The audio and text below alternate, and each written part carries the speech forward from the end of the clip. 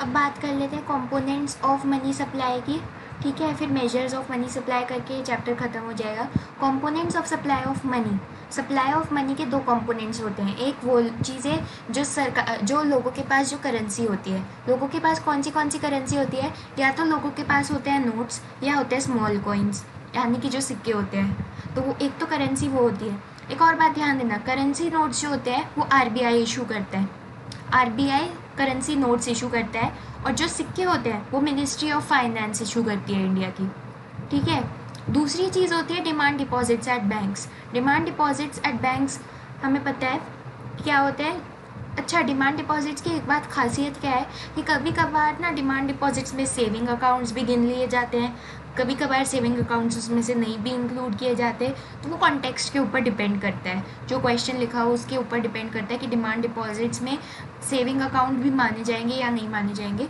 Usually हम saving accounts और current account दोनों को मिलाकर डिमांड डिपॉजिट करते हैं, मानते हैं, ठीक है। यूजुअली 98% केसेस में कह सकते हैं, ठीक है। डिमांड डिपॉजिट्स को बैंक मनी भी कहते हैं, ये पढ़ चुके हैं हम पहले। तो डिमांड डिपॉजिट्स वो होते हैं जिनके खिलाफ चेक लिखा जा सके, जिन डिपॉजिट्स में चेक लिख के मैं पैसे निकाल सकूं, वो होते हैं डिमांड डिपॉजिट्स।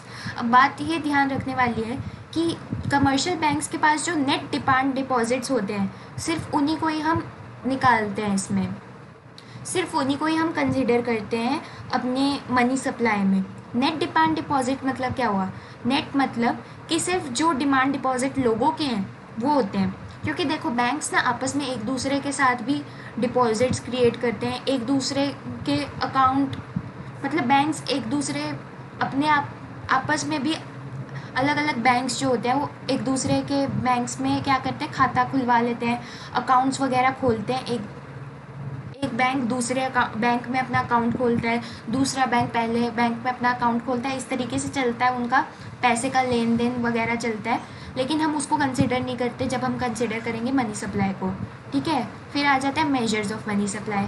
मनी सप्लाई को मेजर करने के 4 तरीके हैं, M1, M2, M3, M4। Syllabus में सिर्फ M1 है तो M2, M3, M4 पर हम ध्यान नहीं देंगे।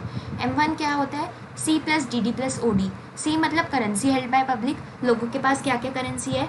DD मतलब डिमांड डिपॉजिट्स, जो कि हमें पता ही है, चल चुका है। OD में क्या क्या आता है, RBI जो है हमारा, RBI के पास कई सारे डिमांड डिपॉजिट्स होते हैं। RBI में भी कई इंस्टीट्यूशंस अपने खाते खोल के रखते हैं, जैसे कि पब्लिक फाइनेंशियल इंस्टीट्यूशंस, जो लोगों को जो लोन्स वगैरह देते हैं, वो सारे जो इंस्टीट्यूशंस होते हैं, IDBI वगैरह, वो उनका खाता होता है RBI में।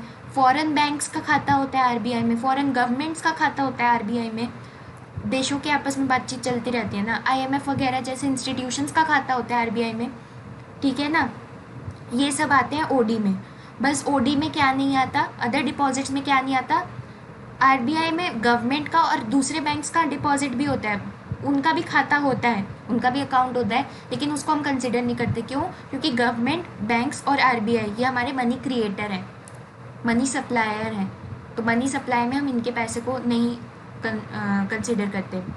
M1 जो है मोस्ट लिक्विड मेजर है, करेंसी को हम आसानी से कन्वर्ट कर सकते हैं, डिमांड डिपॉजिट को आसानी से कन्वर्ट कर सकते हैं, अदर डिमांड को भी आसानी से कन्वर्ट किया जा सकता है इनटू मनी, ठीक है ना। M1 को ट्रांजैक्शन मनी भी कहा जाता है, क्योंकि असल ट्रांजैक्शंस में M1 यूज़ होता है।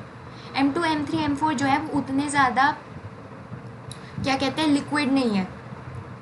M1 जो है वो नैरो मनी है, M2 भी थोड़ा बहुत नैरो मनी है, M3, M4 ब्रॉड मनी है।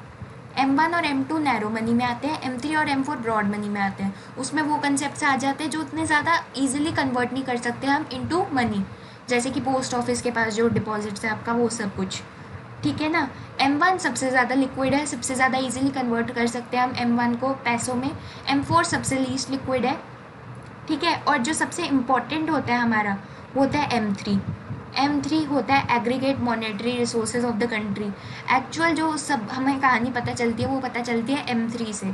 अब बस हमारा एक last topic money versus high powered money रह गया है, फिर हमारा चैप्टर ख़त्म हो जाएगा।